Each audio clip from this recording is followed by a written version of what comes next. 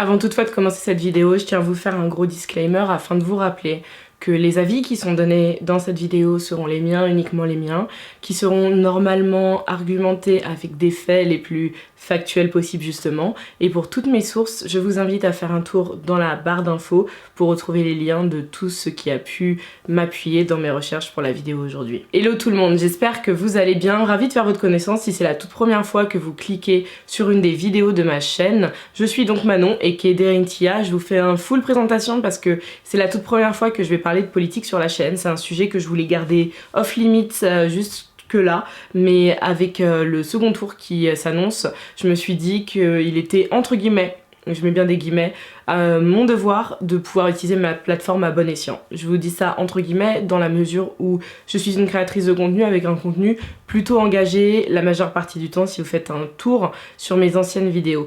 Et je trouvais ça très dommage que je ne puisse pas continuer mon engagement au moment où mon pays en a le plus besoin. Donc Manon et moi était pour Mélenchon, cela va sans dire si jamais justement vous connaissez mes valeurs et ce que je véhicule sur cette chaîne. Mais cela ne signifie pas, parce que dans tous les cas, même si le premier tour est fini, la messe a été dite et il faut passer à autre chose, ça ne signifie pas que Mélenchon avait un programme sans faute et que c'était le candidat sans faille et sans défaut, pas du tout. Mais c'était à mon sens le candidat avec le programme le plus social, le plus intéressant, le plus solide et qui pouvait donner de l'espoir à beaucoup de personnes. Mais on va dire que j'étais surtout contre un retour de Macron qui pendant 5 ans a été le président des riches, il faut l'appeler ainsi, au bout d'un moment appelons un chat, qui a détruit la France pendant 5 ans et qui à mon sens va très sûrement faire pire les 5 prochaines années. Mais si vous voulez mon avis, dans tous les cas c'est que mon avis que vous aurez aujourd'hui, ces élections puaient dans un premier sens parce que Macron n'a même pas fait campagne. Donc déjà, il y a un certain problème là-dessus. Puis bien entendu, Macron a à peu près 98% des médias français dans la poche parce que oui, à la tête des médias, je suis désolée de vous l'apprendre, ce sont des grands patrons très riches, donc avantagés par Macron, qui votent à droite parce qu'encore une fois, ça les conforte dans leurs avantages. C'est aussi simple que ça. Donc vous comprenez peut-être un peu mieux pourquoi tout ce qui concerne Macron en négatif ne fait pas la une plus d'un dixième de seconde en France. Parce que pour rappel pour tout le monde, Macron et son gouvernement, c'est donc un ministre de l'Intérieur qui reconnaît user de son statut pour des faveurs sexuelles. Un mouvement des Gilets jaunes de 2018-2019 qui aura radicalisé très fortement les forces de l'ordre contre le peuple. Une crise sanitaire même pas gérée, je pense qu'on n'a pas besoin de vous le dire, mais où entre autres notre président préférait bronzer et partir en vacances. Vous vous souvenez de son allocution où il est venu avec le meilleur teint allé de toute la France, vraiment dans tout l'hexagone personne le battait, mais aussi des images de ses petites vacances où il se tapait des petits plongeons dans la mer pendant que nous portions nos masques et étions enfermés chez nous. Des étudiants qui crèvent la dalle, qui en parlent aux 20h mais que personne n'aide, sauf bien sûr des associations étudiantes créées par des étudiants eux-mêmes pour des étudiants. L'administration Macron c'est aussi la création de Parcoursup, donc une plateforme encore plus discriminatoire qui est juste un frein pour l'accès aux études supérieures. C'est aussi une réforme dans l'enseignement au lycée qui a mis les élèves encore un peu plus en échec. Ils l'ont dit eux-mêmes, les professeurs en ont parlé, les parents d'élèves en ont parlé, personne ne les a écoutés. C'est un monde hospitalier public qui est très largement laissé sur le bas-côté, avec toujours plus de travail, toujours plus de personnes à soigner, mais toujours moins de moyens. C'est aussi une diminution des APL de 5 € pour les étudiants, et de beaucoup plus pour énormément d'autres foyers. Il suffit que vous ouvriez Twitter pour vous rendre compte que les 5 €, c'était juste dans les statistiques. Donc merci derrière pour les 10 milliards d'économies qui sont revenus dans les poches de l'État. C'est aussi une réduction du loyer solidarité qui va également dans les poches de l'État, l'administration Macron. C'est toujours pas de RSA pour les jeunes de 18 ans, mais par contre, énormément de mesures pour alléger le coût du travail des jeunes pour les patrons uniquement, bien entendu. L'administration Macron, c'est aussi des violences policières qui courent pendant tout le quinquennat, mais qui n'ont absolument jamais été prises en compte. Jamais prises au sérieux. Jamais écoutées. Pendant l'administration Macron, c'est aussi allumer les infos et se rendre compte qu'en France, il est devenu normal que les forces de l'ordre viennent pour lacérer les tentes des sans-abri, mais sans toutefois leur proposer et leur offrir de solutions de logement viables. Mais par contre, à partir du moment où on a eu la crise ukrainienne, en l'espace d'un claquement de doigts, on a réussi à trouver, comme des champignons sortis de la terre, plus de 100 000 logements. C'est aussi une réforme de l'assurance chômage en faveur de l'État, au détriment des chômeurs. Rien de choquant jusque-là, on est préparé à tout ça. Mais surtout, que je souligne depuis quelques semaines sur mes réseaux sociaux, une promesse que vous verrez normalement se passer sous les 3 ans du prochain quinquennat de Macron, d'exploser Pôle emploi comme vous le connaissez. Pour bien entendu, pouvoir faire revenir encore plus d'argent dans les poches de l'État. C'est aussi un pass sanitaire une foule de vaccins obligatoires, ainsi que, disons-le clairement, un premier pas vers une forme de dictature à cette époque-là et jusqu'à maintenant, qu'aucun autre pays n'a appliqué de la sorte. Mais c'est aussi le super quinquennat de l'inaction climatique qui a fait de la France le seul pays de toute l'Union européenne à ne pas avoir atteint ses objectifs sur les énergies renouvelables en 2020 par exemple. Et donc à partir d'un bilan comme ça, et encore, je tiens à vous préciser que je n'ai pas tout le bilan. Ce sont sur les points qui m'intéressaient moi Manon le plus. C'est pour ça que je vous ai dit attention, sur cette vidéo c'est aussi très personnel même si on se repose sur du factuel. Mais donc à partir de là, vous vous demandez, pour la suite, qu'est-ce qu'il prévoit? Il prévoit donc, comme vous le savez parce que c'est quelque chose qui fait débat, de repousser la retraite à 65 ans. Alors, très récemment, le président Macron s'est un peu foutu encore une fois des Français en disant « Bon ok, les Français ne sont pas contents que je veuille repousser la retraite à 65 ans, bah dans ce cas-là, pourquoi on mettrait pas à 64 ?» Nous, quand on parle de ça, c'est pas pour passer de 65 à 64. Tant qu'on y est, on n'a qu'à dire aussi à 64 et demi. On va regarder les demi-anniversaires de tous les salariés pour les laisser partir qu'à ce moment-là, si vous voulez commencer à jouer avec tout le monde et à chipoter avec la vie des uns et des autres. Parce que j'ai également besoin de vous préciser que 65 ans, c'est un âge où la majeure partie des personnes des classes les plus basses sont déjà décédées. Parce que malheureusement, quand tu passes une vie avec très peu de moyens, avec très peu de divertissement, avec très peu d'accès à des soins médicaux, à juste un niveau de vie digne de ce nom, avec une alimentation variée, des choses qui tombent énormément sur des personnes qui sont pas dans les logements les plus salubres de tous les temps, qui sont exposées à, vous le savez très bien, des bactéries, énormément de choses. Si je vous parle des vendeurs de sommeil qu'il y a entre autres dans les quartiers nord de Marseille, il y a des reportages là-dessus, je vais essayer de vous mettre un lien en barre d'infos pour que vous voyez à peu près ce que ça donne. Les personnes des classes les plus basses, socialement parlant, ce sont les plus exposées à tout ce qu'il y a de négatif. Et entre autres pour la santé.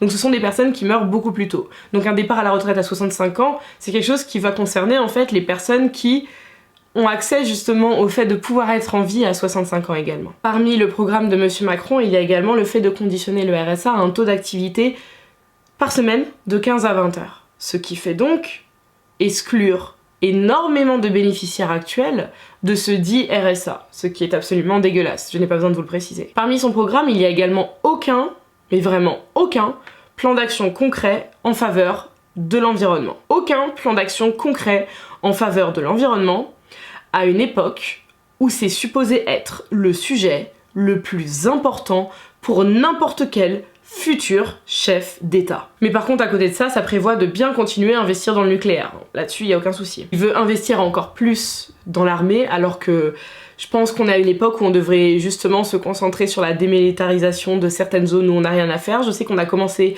à partir du Nord Mali, mais il serait bien qu'on continue de bouger de partout où on n'est pas censé être, et où on est, nous le savons très bien, uniquement pour avoir la main basse, soit sur l'activité politique dans ces zones-là, soit sur les ressources. Nous ne sommes pas dupes. Il veut également, Monsieur Macron, dans son prochain quinquennat, plus de 200 nouvelles brigades de gendarmes et clairement doubler la présence des forces de l'ordre ainsi que leur nombre. Alors que tout ce que l'on demande derrière, c'est une réelle refonte de la police et de tout son système intrinsèque. On demande que le fonctionnement même de la police en France soit revu parce qu'il y a un problème dans ce milieu, mais ce qu'on nous donne derrière, c'est quoi ?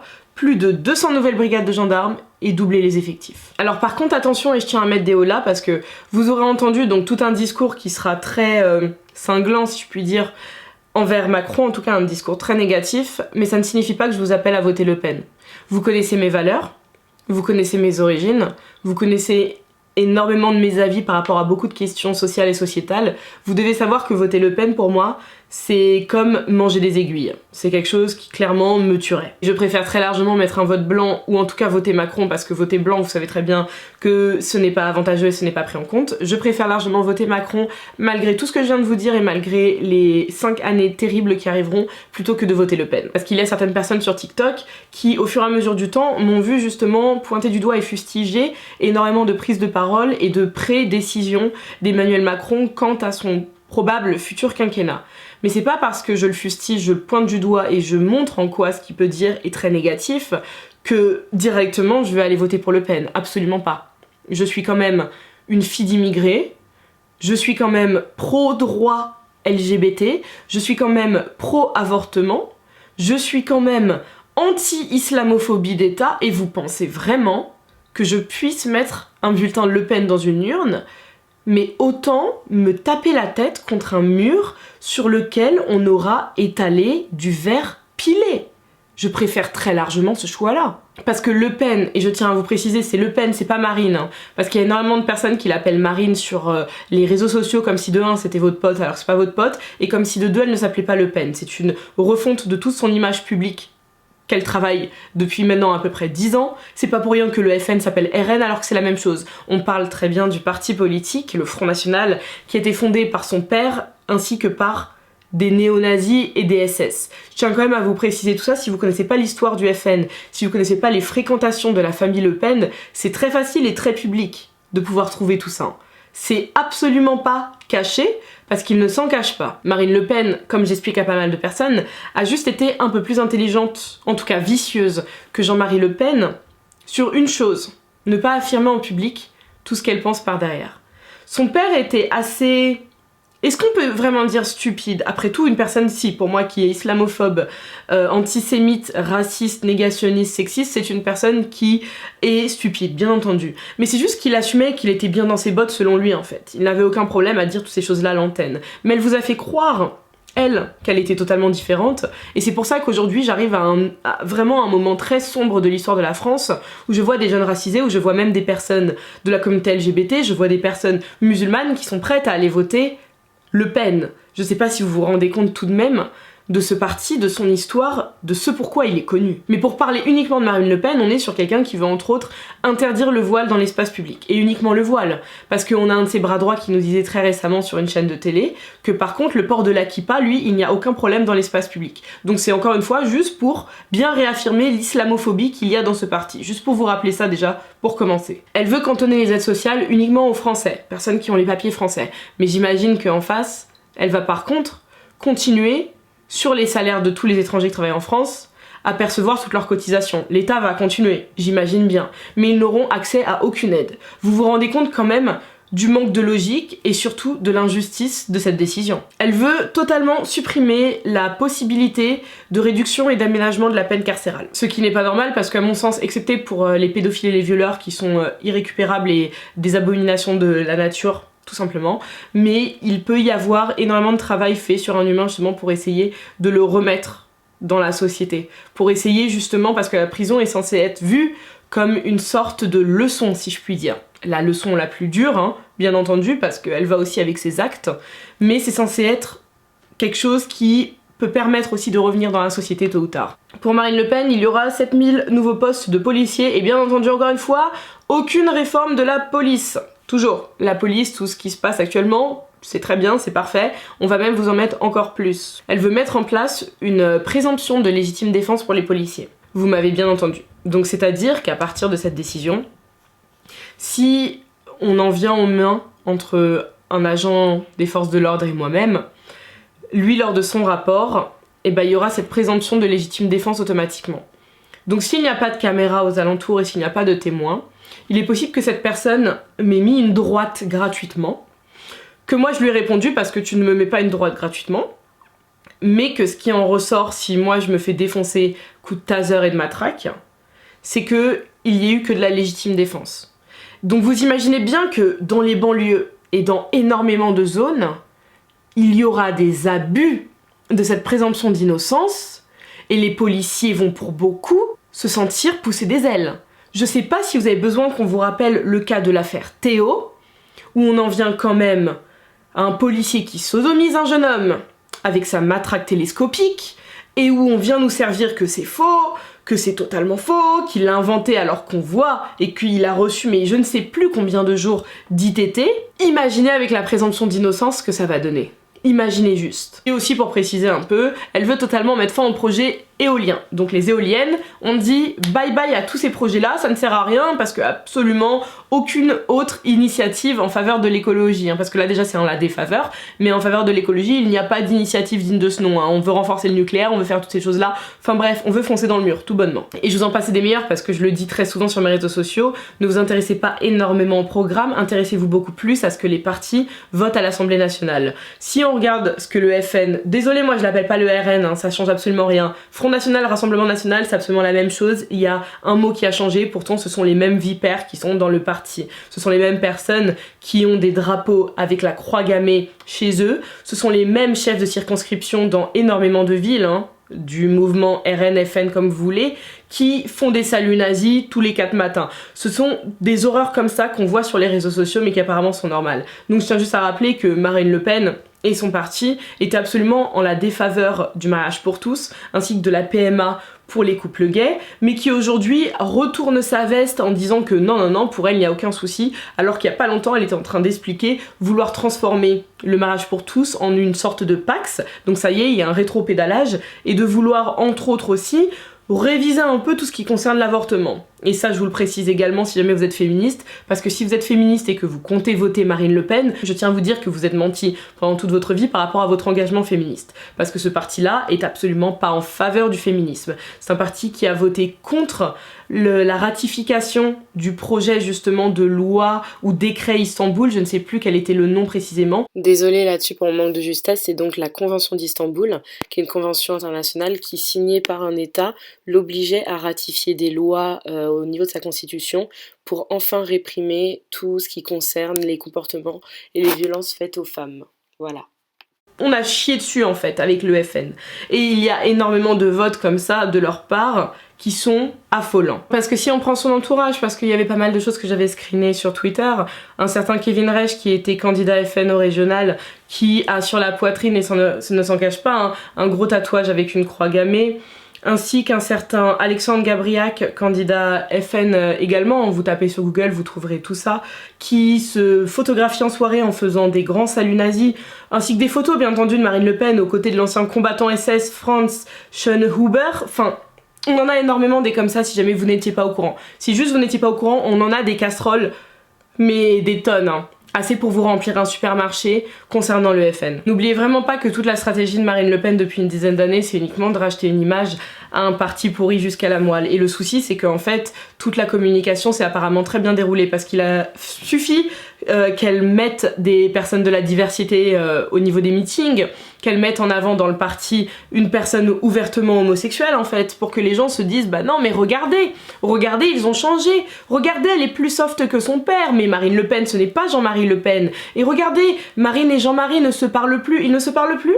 Vous êtes certain?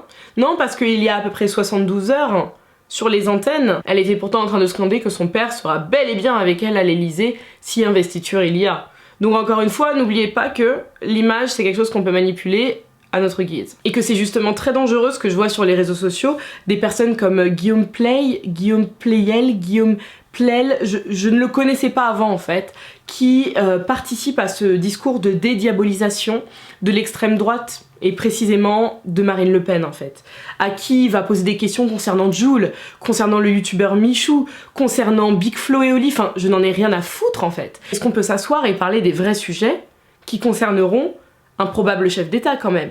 Et le problème de tout ce discours autour de la dédiabolisation de l'extrême droite, c'est que ça fait passer la pilule beaucoup plus facilement à beaucoup de personnes. Mais si vous avez voté Mélenchon, là je m'adresse vraiment aux personnes qui ont voté Mélenchon, qui croyaient en le programme de Mélenchon, qui croyaient en Jean-Luc, je vous rappelle quand même, juste avant, qu'il l'a précisé lui lors des résultats, qu'aucune voix ne doit être donnée à l'extrême droite.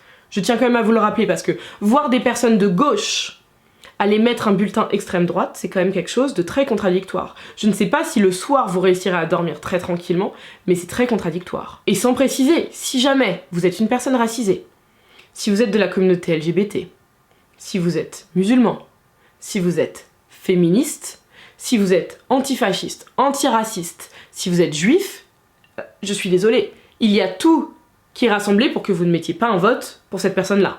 Après, si par contre vous êtes raciste, si vous êtes xénophobe, islamophobe ou quoi au caisse, là c'est entre vous et vous-même. Déjà je ne sais pas ce que vous faites vraiment sur mon contenu dans ce cas-là, et que c'était peut-être attendre de troller dans les commentaires, je vous connais bien. Mais pour tout ce que j'ai cité juste avant, j'espère que vous êtes au courant qu'elle est là juste pour vous chier dans les bottes. Après je parlerai même pas des gens qui ont un peu de conscience écologique, mais le problème avec la conscience écologique c'est que derrière on n'a pas vraiment Macron qui est en train de booster l'écologie. Donc je sais que le bilan est absolument dégueulasse à l'heure qu'il est, parce qu'on est en train de se dire Macron ou Le Pen. Moi, il n'y a pas de choix. S'il y a Le Pen en face, je prendrai toujours l'adversaire. Excepté si c'est quelqu'un qui est pire. Franchement, ça aurait été un second tour Zemmour-Le Pen, j'aurais tout simplement pas voté, j'aurais pas pu. Non, j'aurais pas eu... Non, la force n'aurait pas été là pour que je glisse un nom dans une enveloppe, j'aurais dessiné des zizi sur le papier, ça aurait pas été possible autrement. Mais à partir du moment où on a ce choix-là, je suis désolée, il en va de du bien-être de la France de ne pas devenir un pays fasciste, parce que je ne sais pas si vous vous rendez compte également qu'il y a énormément de racistes assumés dehors. Il y a des personnes qui n'ont aucun problème à nous traiter, ma communauté par exemple, de nègres droit dans les yeux, ainsi qu'à traiter beaucoup d'autres communautés de noms absolument horribles. Imaginez ces personnes-là, vous leur mettez à la tête de l'État, une personne qui en fait fait partie d'un parti, qui assoit leurs idées et les conforte dans ces choses ignobles depuis la fondation même du parti. On parle du parti qui était là aussi pour jeter des maghrébins dans la Seine il y a quelques décennies en France, sur Paris même, ok? Imaginez juste l'ambiance qu'il y aura sur Paris. Imaginez les attaques qui seront absolument excusées. Encore plus excusées qu'elles ne le sont déjà, hein, parce que je tiens quand même à dire qu'elles le sont déjà assez largement. Donc si vous avez un minimum de conscience politique, si vous avez un minimum de conscience, si vous avez un minimum de respect pour les minorités, franchement vous saurez quoi faire le 24. Je compte sur vous là-dessus. C'est tout pour moi aujourd'hui, je dis c'est tout pour moi, la vidéo je pense aura duré quand même bien assez longtemps. C'était donc ma lettre aux Français. C'est assez pompeux autant comme titre, mais j'en ai rien à faire, fallait bien trouver quelque chose. Et il fallait bien que j'en appelle aux gens d'une manière ou d'une autre, parce qu'on n'est pas un sujet assez fun. C'est pas les bisounours, on n'est pas en train de commenter la tenue qu'a portée je ne sais pas quelle star sur je ne sais pas quel tapis rouge. On est sur les 5 prochaines années de notre pays, voire un peu plus, parce que malheureusement, si on entre dans un chapitre très sombre de celle-ci, j'ai très peur que celui-ci ne soit pas que d'un court instant. Donc bien entendu, si la vidéo vous a plu, n'hésitez surtout pas à la liker, à commenter pour donner votre avis par rapport à tout ça, hein. Ce sera le bienvenu tant que c'est dans le respect bien entendu. Sinon vous le savez très bien, j'ai des bloqueurs qui vont bloquer automatiquement les commentaires injurieux. Donc venez pas me parler de censure, je ne suis pas ici pour me faire rouler dans la boue, pour accepter la vulgarité, bien entendu. Tous les fachos qui passeront par là et qui vont tenter de me troller, vous serez bloqués comme d'habitude. C'est un sport auquel j'adore m'adonner, donc y a pas de souci, ça fait un certain temps que mes poignets n'ont pas travaillé. Si vous voulez me donner du taf, on est ensemble. Et n'hésitez surtout pas à la partager également. Voilà, moi je vous donne rendez-vous très bientôt sur la chaîne. Faites très attention à vous et surtout n'oubliez pas d'aller voter et de bien voter le 24.